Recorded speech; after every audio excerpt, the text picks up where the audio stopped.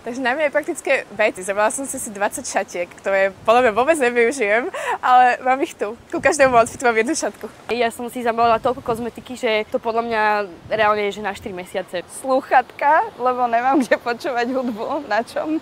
Neviem, ja si všetko praktické som zobrala.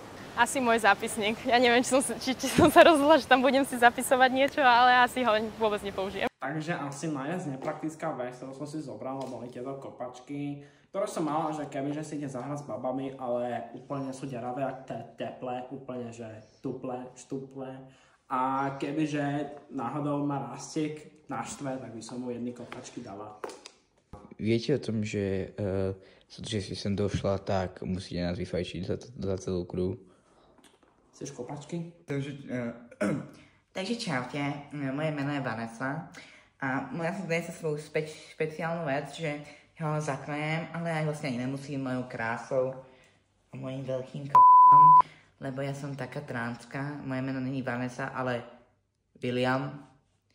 Viete, a proste, takže tak, jedného dňa som sa cítila, že som bol pes a potom som sa cítila, že som žena, takže tak. Ale toto je môj reálny hlas a Rastík, kedy dám ja ťa zo zadu?